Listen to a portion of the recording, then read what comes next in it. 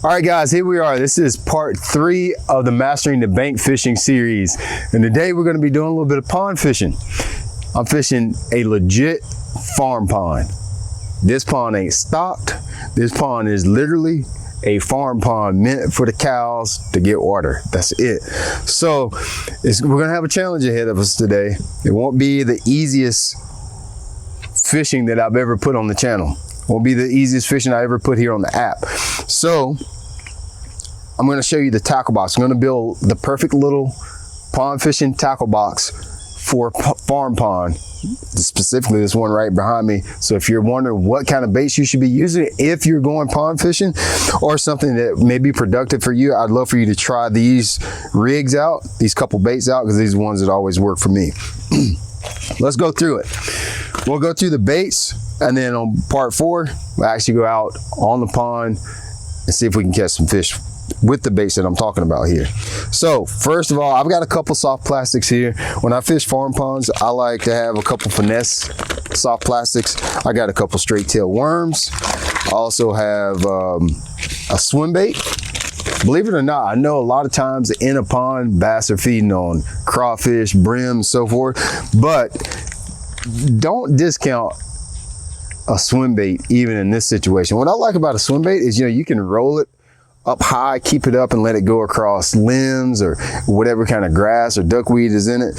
You can rig it a bunch of different ways. I'm gonna use that same swim bait for a trailer on my chatterbait. I'm gonna take that swim bait and I'm gonna rig it alone on a jig head. I can take that swim bait and rig it on an EWG hook and roll it up like I would a swim bait. So swim bait is a good one to have in your arsenal. In particular, what I got, this is a stick bait that I'm gonna use right here. I always go on the larger side with my stick baits, and then if I want to cut them down, then I cut them down and make them a little bit smaller, more finessey. So this is a 6.5 inch swim bait, stick bait, I'm sorry, not a swim bait. The second thing I got is the finesse worms. If you watched part 1 of the Mastering Bank series, Mastering Bank Fishing series, you saw me, I had this one right here. This is a finesse worm. I may throw it like this as a Nico. I may cut it down and use it as a Ned rig. I like to use baits that I can use for several different things. I always think about that because that's going to reduce your tackle. I'm going to have everything in one bag that I carry on my back. I'll have my scissors, all my tools in one bag, all my fishing line, everything I need in one bag.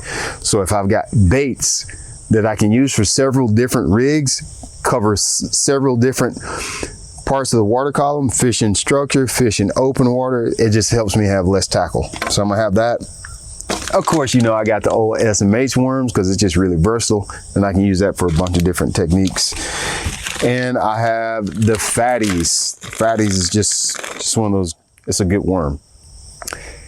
The thing that you're gonna face when you're fishing smaller ponds like this is you don't know what the quality of fish is. Oftentimes, like this pond behind me, it doesn't get fished a lot, which is good in the fact that you'll probably catch a lot of fish. But some of the times what you're faced with is the pond being stunted with growth. So a lot of the bass are small. If that's all you got to fish, that's all you got to fish. And you got to figure out how to make that fun. So I bring my boys down here to this pond sometimes in the evenings, and we have our own way of taking this pond that doesn't have the best quality fish and making it a lot of fun. So by that, I use a lot of ultralight gear. I use a lot of spinning rods. Sometimes I'll even downside to crappie fishing gear to catch bass, because there's a lot of bass in these ponds and farm ponds a lot of times that are 10, 12 inches. How do you make that fun? Well, it's possible. I mean, it's possible. It's better than not catching anything. So a lot of times I'll downsize to either crappie fishing gear, Ned rigs, a lot of that stuff. And all these baits that I just showed you, I can turn them. They can go from a Nico to a Ned rig. Keep that in mind. And don't think just because, farm pond has, smaller fish that you can't have fun. A lot of us fish like that. And it's a lot of fun, and you can use certain gear to make that a lot more fun for you. I've also got, this is a little bait that Z-Man makes. It's actually made for smallmouth. This is called a Gobius. It's a little swim bait. But to me, it reminded me so much of this guy reminded me so much of a little brim. It's supposed to be a little goby. And you know the fish are gonna be feeding on gobies in this pond, or not on gobies, but on brim. So I'll probably toss this around a little bit too. The all famous chatterbait is the best brim imitator, one of the best bass fishing pond baits that you could ever have. So I'm gonna have a chatterbait tied on too. I do have a couple top waters, but I most likely won't start with that. If I get into some fishing and I notice that the fish are like really shallow in the water column, then I'll probably tie on my little popper. A popper is hard to beat when you come to a pond.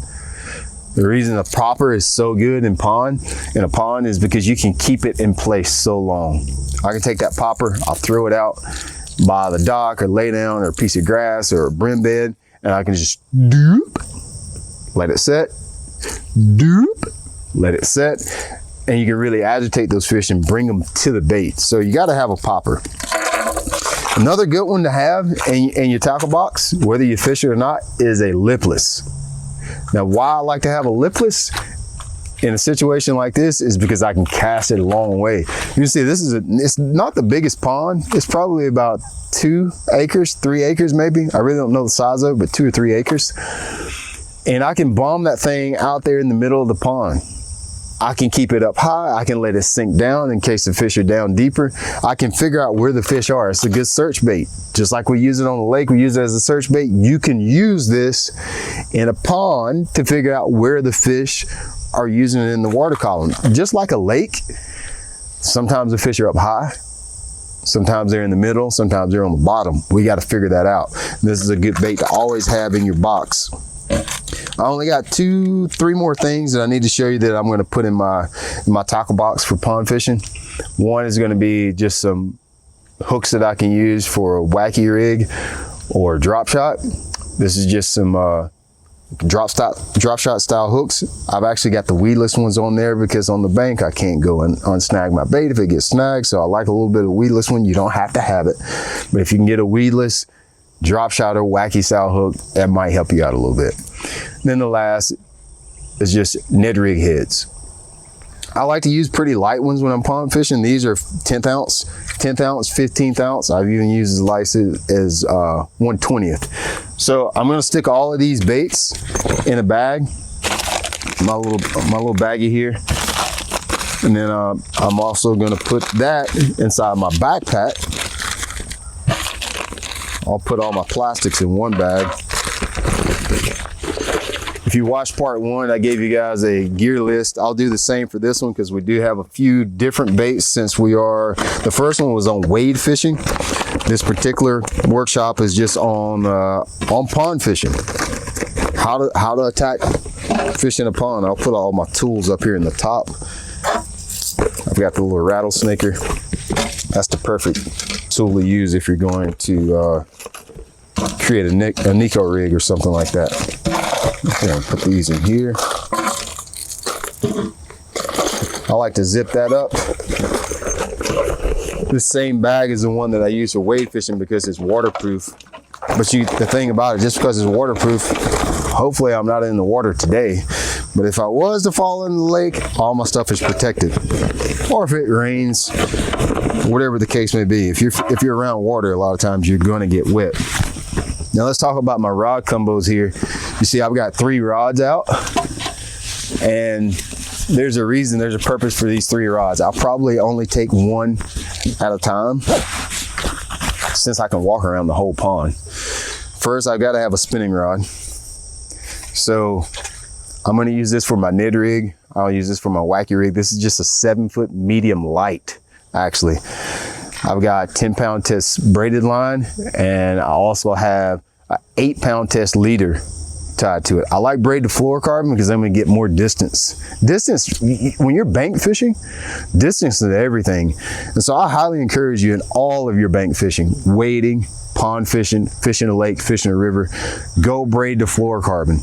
And you can actually do it on everything. I'm not a personally, I'm not a fan of braided fluorocarbon on a bait caster, but if you need to, go ahead and do that.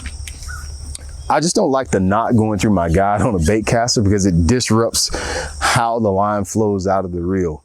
If I'm doing like short casts with it, it's okay. But when I really need to make a bomb cast, I'm not that much of a fan of braided fluorocarbon on here. So on my bait caster, I'm using just straight up 15-pound test fluorocarbon. Now, if you want to use a braided fluorocarbon setup on your bait caster, go for it. I'm just saying that's not my preference. This is a 7-foot medium heavy. It's a fast tip. It's just a good versatile all around reel. This is a 7.5 to 1 gear ratio reel. And I'll use that for my poppers. I'll use that reel for my lipless baits. Just about all my hard baits will go on the bait caster. And then my favorite rod of all, I always go pond fishing with at least one ultralight setup. Now my ultralight setup is probably a little bit overkill. Now, so, you know, if you want, it's overkill for ultralight. This is a St. Croix panfish rod. It's made specifically for pan fishing. It's a 6'6" or 6'9" actually, 6'9", and it's a pretty pricey rod for pan fishing, but I love it. It feels so good. It's got the perfect tip on it. You can get ultralight setups pretty cheap. I'd encourage you to do that, especially for pond fishing. And I have a 75 series reel on here. This is a real small spinning rod with 4-pound test line.